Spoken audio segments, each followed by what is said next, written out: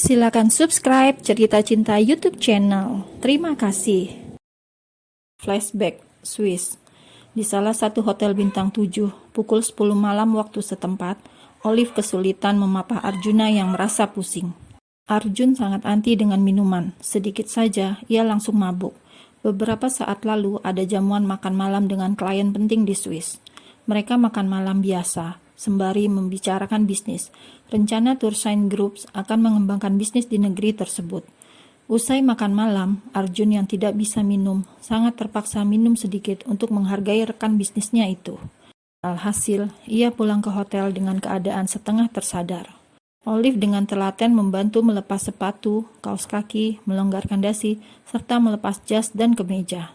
Kebiasaan kalau tidur, Arjun selalu tidak pakai atasan, membuat bulu-bulu lembutnya terekspos sempurna. Olivia yang memang sudah kagum sejak kecil pada sosok Arjuna hanya menatap kagum.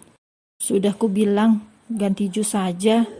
Saya bahkan sudah menyiapkan di samping gelasnya, gerutu Olivia. Kalau bosnya tidak sadar, Olivia berani memarahi atasannya itu. Sekarang lihatlah, besok kita akan terbang. Tapi malam ini malah mabok. Astaga, ujar Olivia yang masih ngomel-ngomel sambil meletakkan jas di gantungan. Setelah dirasa sudah beres, Olivia pun berniat meninggalkan kamar itu. Ia akan tidur dan istirahat di kamarnya. Tapi mumpung Arjun terlelap, ia ingin menatapnya sebentar saja. Tampan sekali tuan muda, gumam Olive kemudian berjongkok. Ditatapnya lagi wajah tampan Arjuna yang memabukkan tersebut. Kenapa masih sendiri? Kamu terlalu asik bekerja sampai lupa jatuh cinta, celetuk Olivia kemudian menutup mulut. Mungkin karena ia berisik membuat Arjun terbangun. Di mana ini? Tanya Arjun sambil memegangi kepala. Hanya setengah gelas, tapi pusingnya terasa sekali. Di kamar tuan. Apa aku mabuk? Olivia mengangguk. Arjun pun beranjak dan mencuci muka di wastafel. Setelah sadar sepenuhnya, ia kemudian duduk di sofa. Dilihatnya Olivia masih di dalam kamarnya. Kau masih di sini? Tanya Arjun. Ia pikir sekretarisnya itu sudah pergi ke kamarnya sendiri. Mungkin tuan butuh sesuatu sebelum saya pergi? Arjun menggeleng, kemudian malah meraih botol yang ada di atas meja. Tuan, jangan. Sedikit saja, ini hadiah dari Mercedes. Sayang kalau dilewatkan, ucap Arjun kemudian membuka botol minuman yang berusia sangat lama. Hadiah partner kerjanya. Tapi tuan, nikmati suasana Swiss malam hari, Liv. Kau mau coba? Olivia menggeleng, kemudian dilihatnya Arjun berjalan sambil memegang segelas minuman. Pria itu menuju balkon menikmati lampu di malam hari. Swiss yang menakjubkan, amazing. Olivia hanya tertegun menatap punggung yang bidang itu. Matanya kemudian menuju meja. Bolehlah sekali-sekali aku menikmati diriku yang lain, batin Olive kemudian meminum minuman yang ada di atas meja. Olive kemudian bergabung. Ia berdiri di samping Arjuna. Dua orang itu akhirnya sama-sama menikmati minuman hingga lupa alur. Tanpa sadar, satu botol habis oleh keduanya. Obrolan mereka juga sudah tidak terarah.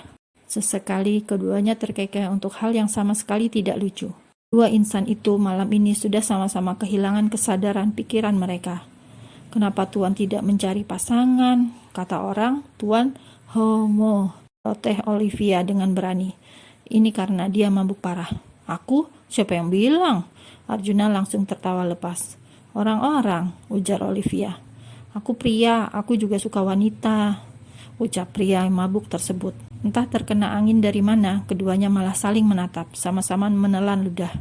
Benarkah Tuan suka wanita? Bagaimana denganku? Apa Tuan juga suka? Tanya Olive dengan ragu. Ya, aku suka wanita. Cup. Olivia terbelalak ketika pria itu mengecup dan mulai menyesap, seolah mengikuti nalurinya selama ini. Olivia menyambut aksi Arjuna. Keduanya pun saling menyesap, saling memberikan gigitan kecil. Karena Arjuna memang pria normal, apalagi saat ini ia mabuk, alhasil apa yang tidak boleh terjadi malam ini terjadilah. Dengan wajah yang semakin terasa panas, gejolak yang tiba-tiba terbakar, Arjun akhirnya membaringkan Olivia. Malam ini akan menjadi malam yang akan ia sesali, di mana dia mengambil mahkota Olivia tanpa ia sadari. Paginya, Arjun bangun seorang diri. Kepalanya masih pusing. Ia menatap sekeliling. Kamarnya sudah rapi. Spray pun seperti habis diganti karena sangat bersih dan rapi.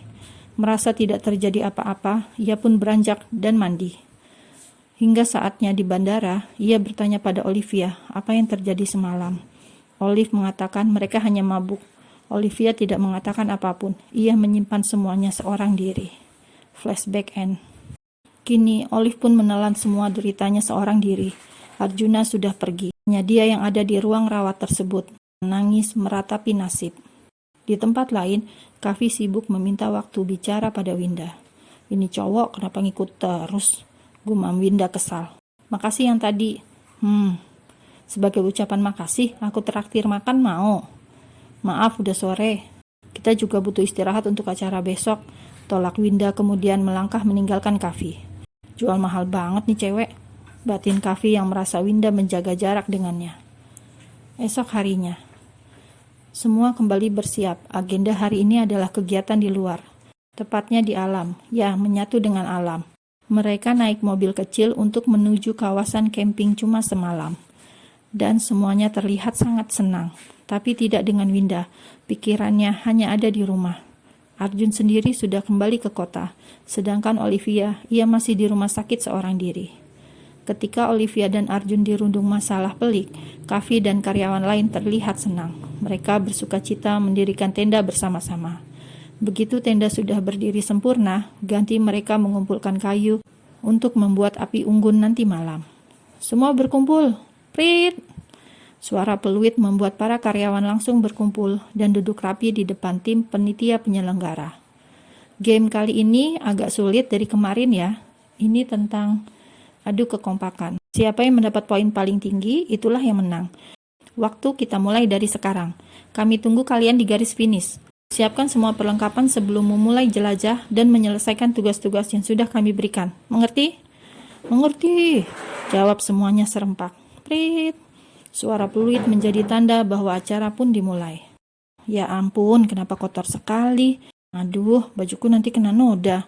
Keluh Venita yang merasa terjebak di tempat yang salah. Winda hanya tersenyum tipis, kemudian kembali berjalan dengan ransel yang sepertinya sangat berat. Itu karena ia membawa banyak peralatan Venita. Dari hand body, tabir surya, krim anti-aging, camilan, pokoknya semuanya harus dibawa. Win, tunggu! Seru Venita yang kini ketinggalan jauh di belakang. Ayo bu, nanti kita ketinggalan yang lain. Kamu ini, gak lihat jalannya licin, becek, saya bisa jatuh. Winda hanya bisa menghela nafas. Kalau lama-lama bicara, punggungnya malah sakit. Tas itu cukup berat dan jalannya Feni seperti keong, sangat lamban. Win, saya sepertinya balik aja deh. Apa? Venita langsung berbalik. Ia tidak tahan karena jalannya semakin nanjak. Daripada kuku-kukunya patah, mending ia putar balik. Bu, ranselnya? Teriak Winda. Bawa aja, saya nggak mungkin membawa barang itu. Astaga. Winda menahan nafas kesal. Rasanya ingin marah tapi tidak bisa. Ia dengan jengkel akhirnya berbalik dan melanjutkan jalan. Beberapa langkah kemudian tiba-tiba seseorang mengambil alih ranselnya. Biar aku saja. Winda menghela nafas panjang. Suara itu membuatnya sebal. Semakin dekat dengan pegawai seperti Kavi, maka ia akan semakin dekat dengan masalah. Apalagi sepertinya Bu Venita suka dengan Kavi. Hadeh. Winda rasanya ingin cepat-cepat menghindar dari Kavi. Tidak, terima kasih. Winda menarik lagi ranselnya, kemudian dengan gaya dingin, angkuh dan sombong berjalan mendahului Kavi. Sedangkan di belakang Kavi, teman-temannya malah terkekeh. Dicuekin lo bro, ledek Gilang sambil tertawa ngakak bersama 3 pria di belakangnya. Kavi hanya tersenyum, ia memperlihatkan gigi-gigi putihnya.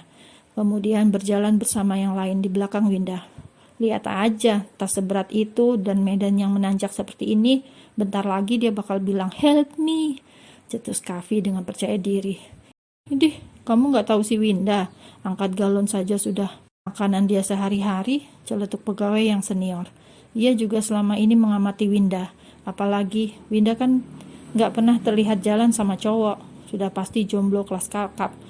Cocok buat dijadikan pacar. Gila loh, ujar Kavi masam. Semua tertawa bersama dan telinga Winda jadi gatal. Karena pria-pria di belakangnya sedang membicarakan dirinya. Karena melangkah dengan hati yang jengkel, alhasil dia kurang hati-hati. Hampir saja Winda tersandung.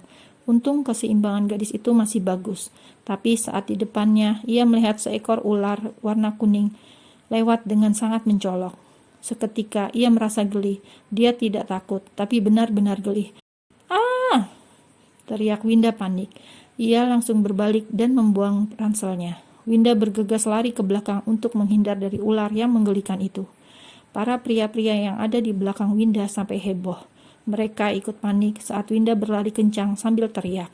Dan Kavi, pria itu langsung meraih tubuh Winda agar tidak terjerembab karena jalannya landai. "Apa yang terjadi? Ada apa?" tanya Kavi ikut panik. "Itu ular." Semua orang menatap Winda yang ketakutan karena melihat ular. Seketika rasa panik campur penasaran mereka menjadi tawa yang riuh. "Ya ampun, hanya ular. Cuma ular, Win." "Oh, kamu takut sesuatu ternyata." Semua orang menatap remeh pada Winda. Mereka kira Winda sekretarisnya Bu Venita itu Wonder Woman. Tak taunya lihat ular langsung lari terbirit-birit.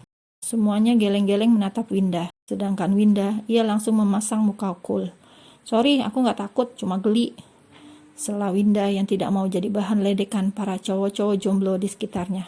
"Win, belakang lo!" Sentak Gilang keras membuat Winda kaget dan langsung memeluk Kavi yang kebetulan berdiri paling dekat dengannya. Semua kembali tertawa dan Winda sadar kalau sedang dikerjain. Ia mendengus kesal menepuk pundak Kavi cukup keras. "Aduh, aku gak takut, cuma geli." Kavi mengangguk kemudian bicara. Oke, anggap kamu geli. Fix.